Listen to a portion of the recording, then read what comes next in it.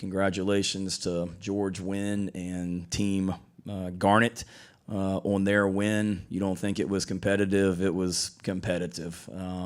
From the draft the other night to the 4:05 a.m. text message I got from Derek Moore this morning telling me that he couldn't sleep because he was so nervous about the game tonight, and he proceeded to send me a text message about this long with his strategy for the game tonight, how he was going to play offense and defense in the first quarter, second quarter, third quarter, fourth quarter, as well. And we had coaches bringing iPads off the sideline to review questionable officiating calls and show me at midfield.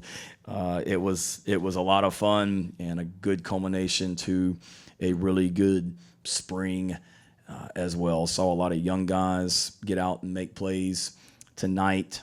Probably just the most disappointing thing is just how sloppy we were, and we haven't looked like that all spring. So it's almost like we got out here tonight in a stadium and under the lights, and we lost our minds in so many ways. I mean, I just told the team in there, just by my count, we had a false start, we had an offsides, we had a bad snap, we had a drop, we had another false start, we had another false start, we had an illegal formation, we had a delay of game, or we called a timeout to avoid a delay of game. We had another illegal formation. We had a penalty for clapping on defense, which we know is illegal, and we looked like we have never caught a punt in our lives out there tonight. But the good news is that's why you have a spring game and you do it in front of a crowd, so we can hopefully get that out of our system, because I think we have a chance to be a good football team, but we are nowhere near good enough to have that many self-inflicted mistakes, and not even get into the sacks and turnovers, to have that many self-inflicted mistakes and think that we're going to win games. So we've got to get that cleaned up. But again, we've caught punts really well for the most part this spring. We've not had those pre-snap issues like we had, and certainly being in a stadium tonight affected us. But again, that's why you do a spring game, and hopefully that's out of our system, and we'll be better going forward, because there's going to be a lot of lights in Mercedes-Benz Stadium when we play Virginia Tech. There's going to be a lot more people in the crowd when we play Virginia Tech, and it's going to be a lot more intense when we play Virginia Tech in 133 days from now. So we got a lot of work to do from that standpoint, but overall pleased with the spring, and we got better, like the young talent. A lot of those guys flashed tonight and made plays, and we got out of the game injury-free, so pleased about that. This week, our guys are still in class this week, so we'll be able to do a little bit of football work this week with our guys on Tuesday and Thursday, kind of get back out on the field, not practicing, but just being able to get back out on the field and review some things, maybe install some things that we didn't get to during spring practice, but to be back out on the field with our guys. And then classes end and exams start, and they'll have a little bit of time off in May, and then they'll be back here on Memorial Day, team meeting on that Monday night, and then we start summer school the very next day. But we got a chance to have a good team. We're on the right track. We made progress this spring and have to get a lot better this summer, but pleased with where we are right now. Yeah, Cutter is certain guys, when the lights come on, they just elevate their games, and that's Cutter Woods. He's a winner. You go back to what he did in high school at West Side, and I remember watching him play in the state championship game against South Florence in 2023 when he won it, and some of the plays he made in that game, you're like, wow. And that's just he's got a chance to be a really good player. He's had a really good spring for us. I go back to some of the team stuff we do in the offseason and just watching him in our team wiffle ball tournament. You just see him in that, like his ability to hit, his ability to pitch in wiffle ball. He's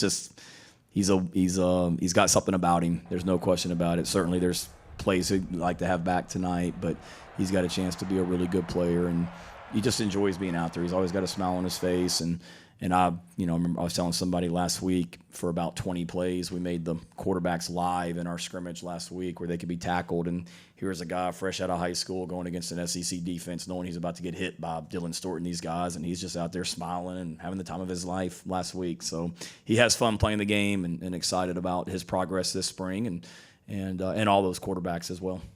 Same thing with those guys that I said about Cutter. There's some guys that just, elevate their games, and those receivers, I know a lot has been elevate their games and when the lights come on. And I think those receivers are certainly one of them. They've really had a nice spring. Coach Mike Furry's done a great job with those guys, and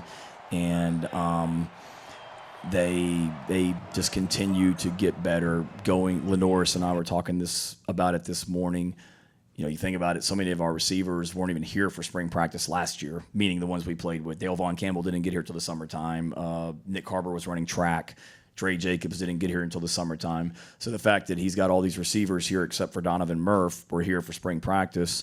Those receivers certainly went through some growing pains, but they got better, and they have a confidence about them. That was a big time play that both those guys made as well, and they've been making plays like that all spring. So we're excited about that group and our receiver position. There's more talent in that room right now than there's ever been in my time here at Carolina, and that freshman class is impressive, and really not just the receiving core freshman class, but the entire freshman class. I mean, you just go from offense to defense.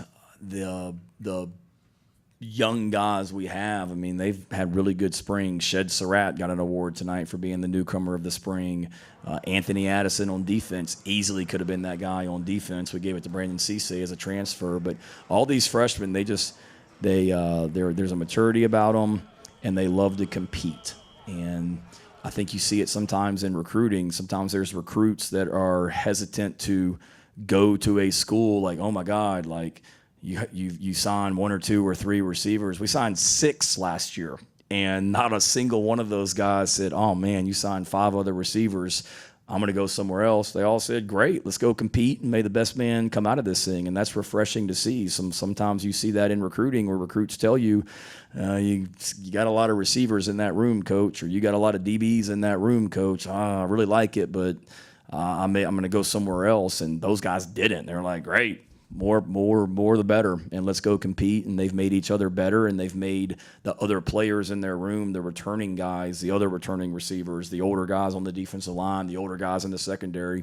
All those freshmen that we've brought in have made the older guys better with the way that they've embraced competition here at Carolina.